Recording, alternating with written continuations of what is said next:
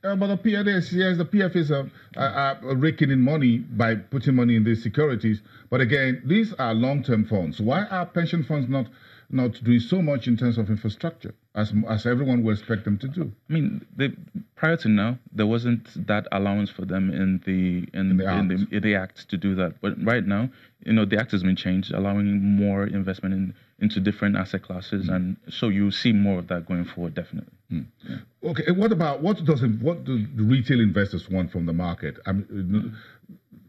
Is it just about the short-term nature of almost everything? Now, retail investors want yield, unfortunately. So that's what you see. So you have a lot of retail investors looking at treasury bills, and then you also, the federal savings bond is quite attractive even at this level. You have it the 2-year at around 12.39. And the 3-year around 13.39, which is over a 1% rise from about September. So it's quite attractive for retail investors, and we're starting to see more traction on that end. But right now, the yield on treasury bills is just so attractive, and it allows you to gain access to your money a lot quicker. So between the Naira papers and treasuries, we're still looking at an average of 14%? Yes. It's quite significant. Okay. So where do we have the macroeconomy, which is the big picture, which is the big elephant in the room, have a lot to play in terms of how we migrate from this short end to the long end? Yeah. So who's going to do that, and how do you think we can fix that? It's right now. It's how you affect short-term rates. So the MPC and how they assess the economy and how they decide to affect the monetary policy rate will have a lot of impact on where short-term rates are and how attractive they are.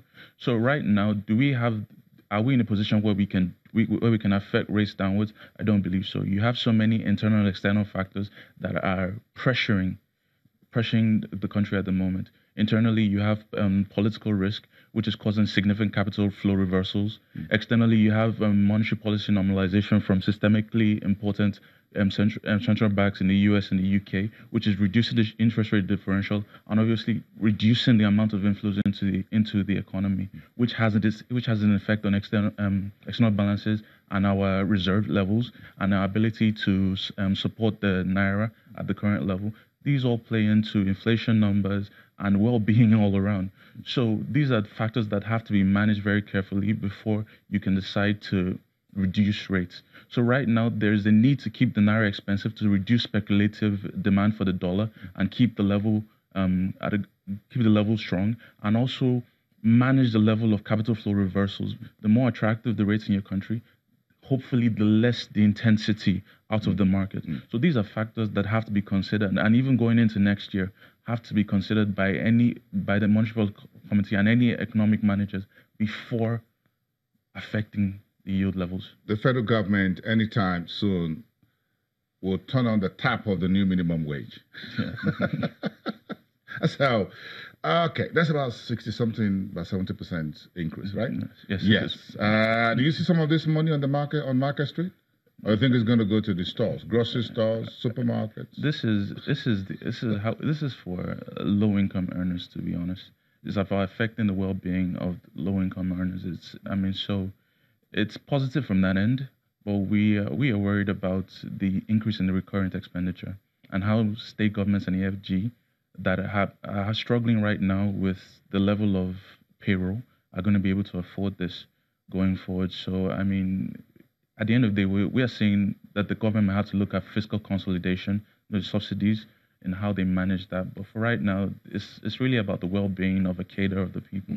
So it's not going into the market. I don't see that. Not even the debt market? No, I don't see that. Not even equities for now? No, not for now. Not a very interesting one. But I just thought we'll be able to have a bit of that on Market Street. But it's not likely it's going to come anytime soon. I don't believe so. No. Wonderful. Thank you. Thank you. Jolomi Odonkaro, who is an associate and team lead for fixed income at Afrinvest Securities. What's the big story this morning? We have the new minimum wage, which was what the tripartite panel submitted in their report to the president. So the president accepted that and said, thank you. Everyone got a handshake and says the executive branch will study the document and implement the new minimum wage of 30,000 but the president gave no date for the payment. So that's the first part of the conversation, which, of course, now we're in chapter 2, which is after the executive branch have studied it, they'll pass it to the National Assembly.